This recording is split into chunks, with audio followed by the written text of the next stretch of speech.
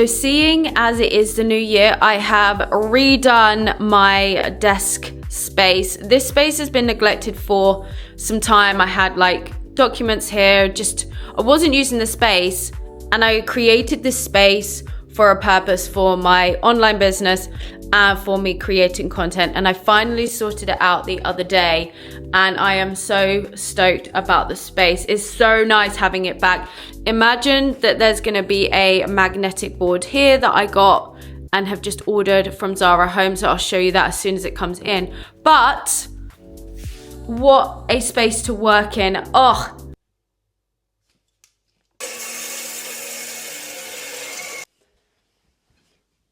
welcome back to my channel. Now that the reset's over, what now? Kind of really boring what I'm about to say, and again, I already mentioned it in my previous video, but honestly, I'm just going to continue with what I was doing because I didn't execute everything as finely and on point as I wanted it to be, but I still have work to do. We are all forever works in progress. So, as boring as this may sound, February, we will continue as normal. So training's going to stay exactly the same, 2 upper, 3 lower body a week. Nutrition is also going to be the same as well. I just want to continue practicing and executing my habits around nutrition. One thing though, I do want to mention is that my aim for this month is to be a little bit more, what is the word?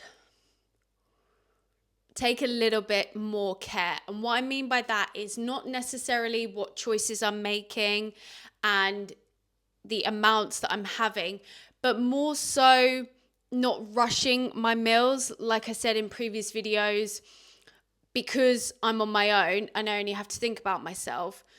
When it comes to meal times, I'm either on the go and eating, or I'm in the car and I'm eating, and I don't really take the time to sit down, enjoy my meal. It's just there because I'm hungry, or I know that I need to get another meal in. And that is something that I do want to step away from and get rid of as a habit. A bit more present in the moment, actually sit down and where I can eat from bowls, eat from plates.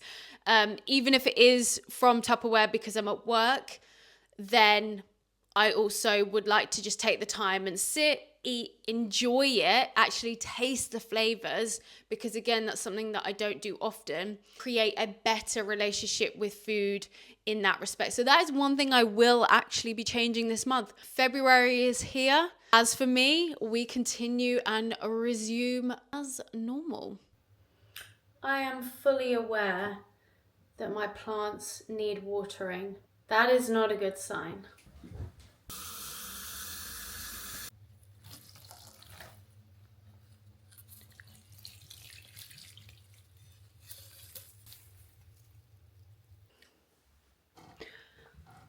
I should also point out that I'm using the new camera for this video, so the quality is entirely different. I've already noticed it.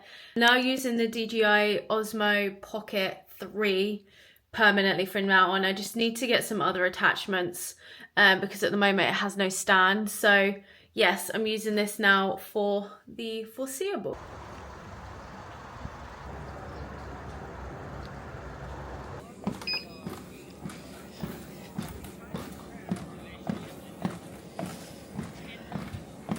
This is the boring part that nobody talks about, because the weather's so bad here in the UK, and today it's so cold.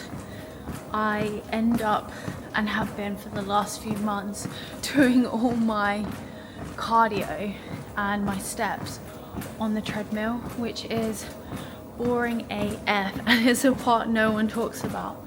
But keeping up your activity, keeping your activity levels up high, and in part how you maintain, you know, a leanish physique all year round, is the amount of activity that you do. More importantly, low intensity exercise, because it's low stress on the body. Just doing steps on a treadmill, but sometimes, if not most of the time, is the only way I can get them in. It's only at the weekends where, when I'm at home, I can get them in. I have a route that I take that's pretty safe, especially as a female, if it gets dark. But otherwise, for the last probably 3 to 4 months, all of my steps have been on the treadmill and it is very, very boring. However, that is what Netflix is for and that is what YouTube is for. So 2,000 to go, and then I'm gonna go to the gym, do my third lower body session of the week.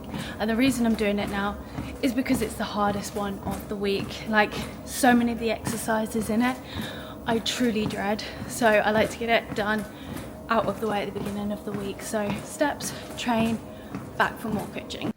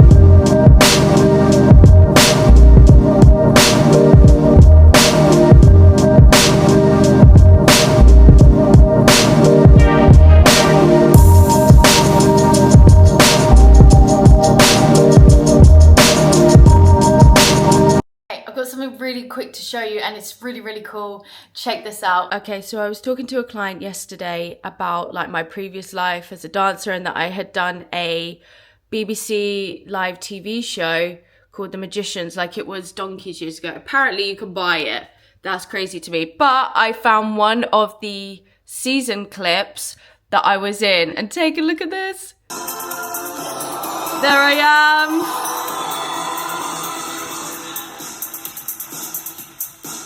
Look at that!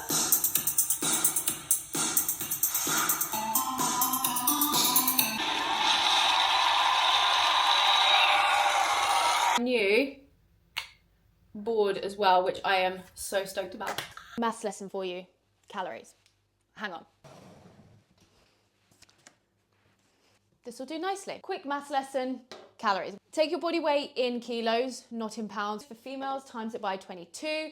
For males, times it by 24, you will get your basic metabolic rate calories. This is calories burnt at rest, where you're literally not doing anything. So now take your BMR and we're going to times it by our activity levels to get our maintenance calories, or at least our current maintenance calories. It's a slightly trickier part because some of it is a little bit of guesswork, but this is as close to calculating the correct amount of calories that we all need as best we can as of today. If you are sedentary, so you are desk bound for your job, you are driving a car for work, you less than 4,000 steps and currently no training, then you take your BMR and times it by the activity level of 1.1 to 1.3. This will give you a range for your base calories or maintenance calories. So if you are a little bit more active than that and you're doing between 8,000 and 10,000 steps on average, you are also training a couple of times a week, then we are looking to take our BMR, times it by 1.4 to 1.6.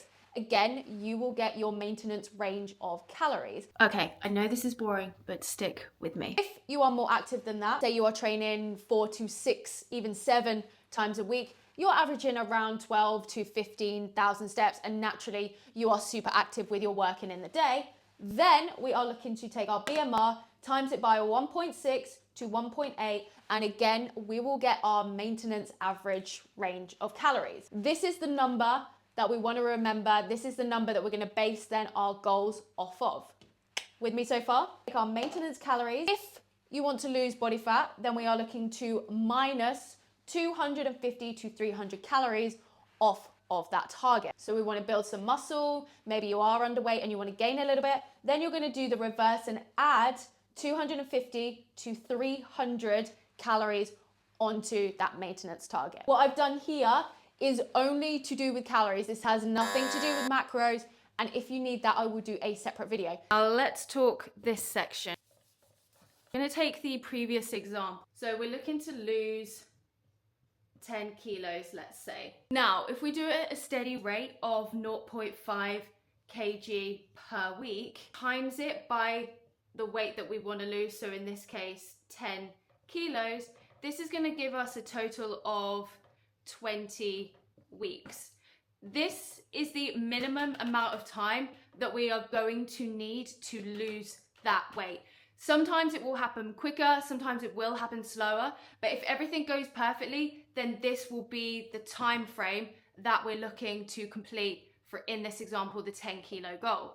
Now, staying with this same goal, if we wanted to lose 1 kg per week instead, this is more of a dramatic shift in weight and does require a bigger deficit and more activity to create this kilo a week, which is why I'll say now it's usually classed as unsustainable, because you do need to do quite extremes in order to facilitate this 1 kilo drop each week. So usually it's not always recommended due to the higher output and lower intake, so just be wary of that. However, if you wanted to lose 1 kilo per week, again, we would do exactly the same format. So taking the 10 kg as the example once again, 1k drop, times it by the 10 kilo that we do want to drop, and again, that would give us a total of 10 weeks minimum. Again, this would be if everything's on point. So there isn't a day where you've gone over your calories, there isn't a day where you have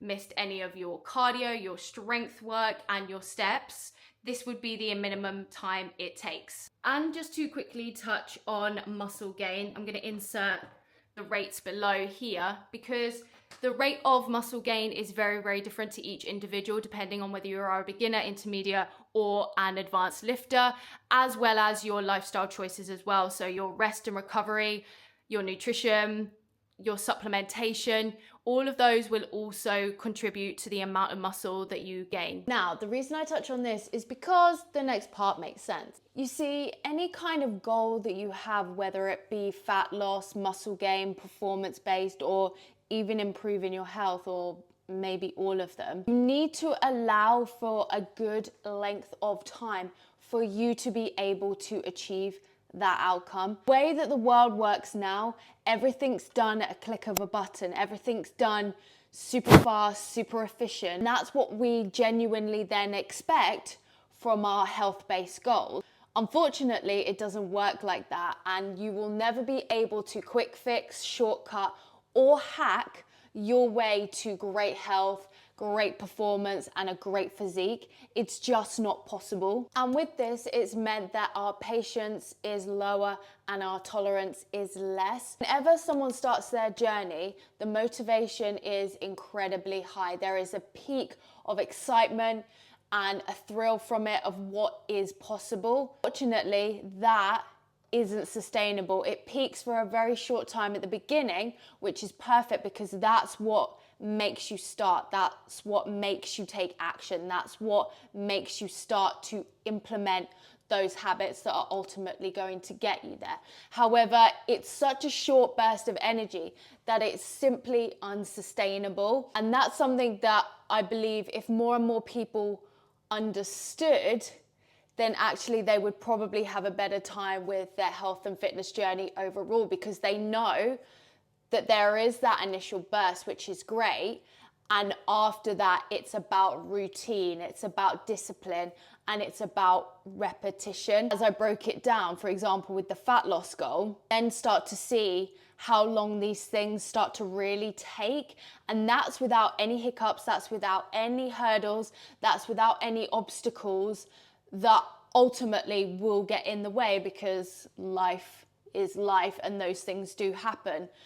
And we can plan for them as much as possible, that life's still gonna throw a curveball at us. And so my advice with any of this is ride the wave of that initial excitement and motivation, but know that it's not gonna last.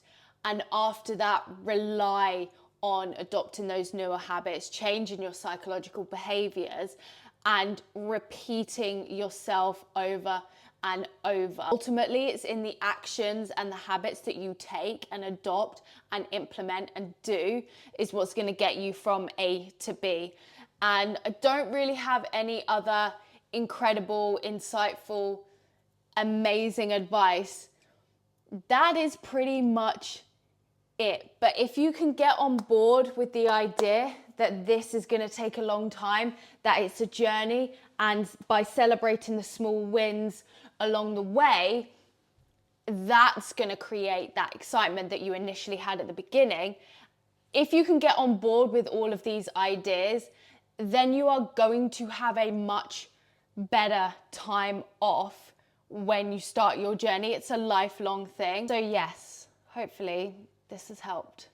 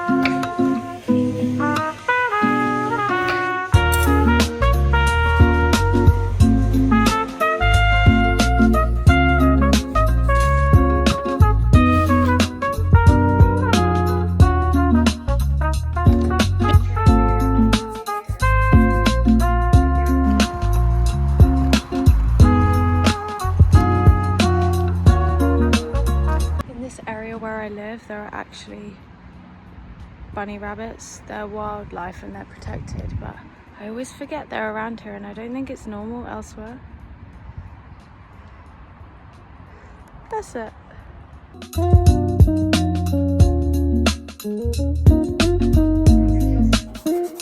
Just doing some meal prep, and I've already divided it up, but one of the things that I really like to do is cut down apple, stew it in like low calorie spray, and then soften it down in cinnamon and mixed spice, the tiniest bit of honey, and then you end up with these really sweet apple bits. Oh, they're so good.